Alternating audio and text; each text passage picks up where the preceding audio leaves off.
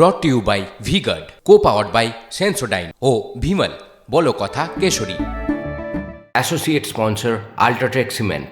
দলের জয়ী সাংসদদের নিয়ে বিশেষ বৈঠক করবেন তৃণমূল সুপ্রিমো মমতা বন্দ্যোপাধ্যায়ের কালীঘাটের বাড়িতে আজকের বৈঠক রয়েছে। আর সেই বৈঠকে থাকবেন দলের সর্বভারতীয় সাধারণ সম্পাদক অভিষেক বন্দ্যোপাধ্যায়। দলের 29 জন জয়ী সাংসদ ছাড়াও বিভিন্ন জেলার সভাপতি ও শীর্ষ স্তরের নেতারাও বৈঠকে থাকবেন। সংসদের ভিতরে বাইরে এবং বিজেপিকে চাপে রাখার রণকৌশল নিয়েই বৈঠক হতে পারে বলেই আমরা জানতে পারছি। আগামী দিনে রোডম্যাপ কি হবে তা নিয়েও আলোচনার সম্ভাবনা।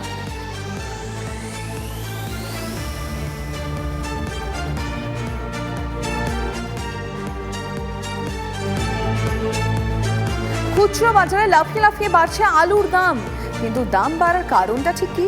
আলু চাষিদের অভিযোগ আলু বীজ ও সারের কালোবাজারি হয়েছে ব্যাপক হারে, আর যার কারণে চাষের খরচ বেড়ে যায় বহুগুণ। তার উপর চাষিদের গলার ফাঁস হয়ে উঠেছে বিকৃত আলু। প্রকৃত গঠন না হওয়ায় ওই আলু কিনতে চান না কেউ, ফলে আলু বিক্রি না হওয়ার ব্যাপক ক্ষতির মুখে পড়েন চাষিরা।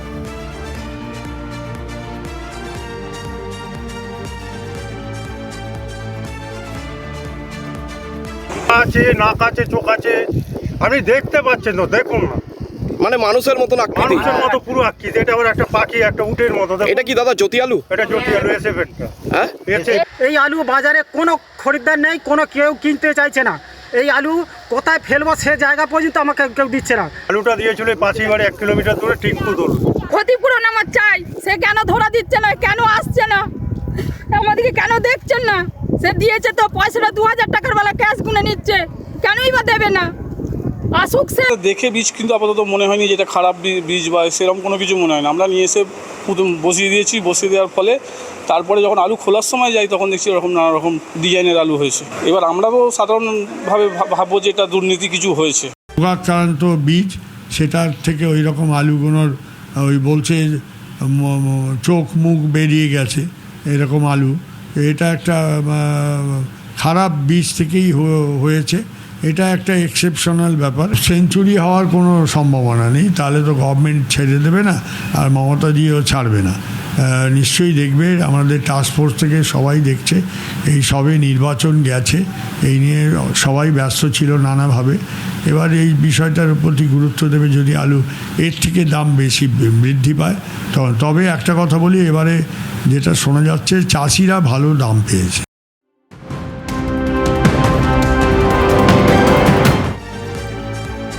24শে ভোটের ফল মেলাতে পারেননি ভোট কুশলী প্রশান্ত কিশোর। ফল প্রকাশের 3 দিন পরে ভুল স্বীকার করলেন পিকে, আর ভোটের ফলের ভবিষ্যৎবাণী করবেন না জানিয়েছেন প্রশান্ত। শিয়ালদা উত্তর শাখায় যাত্রী ভোগান্তি চরমে। সংস্কারের জন্য বন্ধ শিয়ালদার 1 থেকে 5 নম্বর প্ল্যাটফর্ম, ফলে ব্যাহত হচ্ছে স্বাভাবিক ট্রেন চলাচল। এখন এই প্ল্যাটফর্মগুলিতে শুধুমাত্র 9 কামরা ট্রেন আসতে পারে। ভাবুন সাধারণ মানুষের কতটা ভোগান্তি।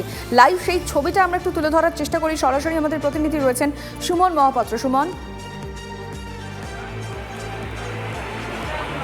লিমা, দেখো সকাল থেকে আজকে শনিবার, যদিও কাজের দিন, তাও বেশ কিছুটা ক্ষেত্রে, এবং তার সঙ্গে সঙ্গে যেহেতু শিয়ালদা উত্তর শাখা বহুল ব্যবহৃত শাখা, এই শাখায় দমদম, অশোকনগর, বনগাঁ ইত্যাদি জায়গা থেকে প্রচুর মানুষ কলকাতা শহরে আসেন, এবং সেখানে কিন্তু ট্রেন নেই সকাল থেকে। আমি একবার গৌরবকে দেখাতে বলবো ট্রেনের যে টেবিলটা, যেখানে সময় দেখা যায়, সেই ছবিটা যদি জুম করে দেখা যায় তাহলে পুরো ছবিটা পরিষ্কার হয়ে যাবে।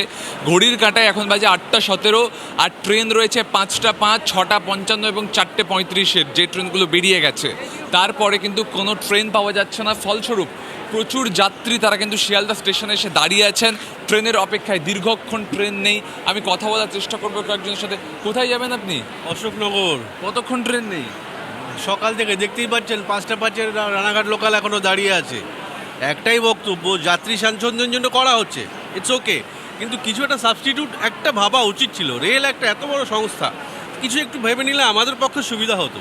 একেবারেই তাই, এই ধরনের কথাই শোনা যাচ্ছে। তার কারণ 5টা 5-এর রানাঘাট লোকাল এখনও দাঁড়িয়ে রয়েছে।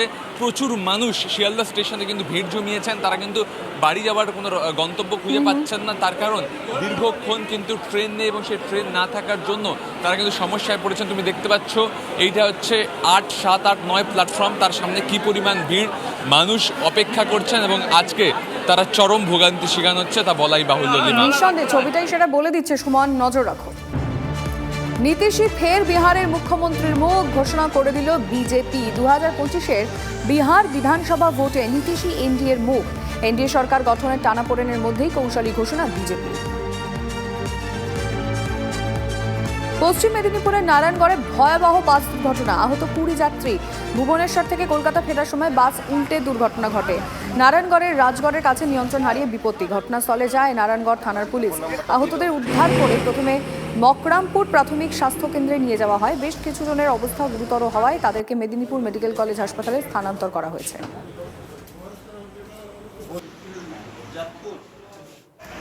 বাংলাদেশের সাংসদ খুনে জালে আরও এক অভিযুক্ত। নেপাল থেকে সিয়াম হোসেনকে গ্রেফতার সিআইডি। সাংসদ খুনের মূল চক্রী আখতারুজ্জামানের ঘনিষ্ঠ সহযোগী সিয়াম।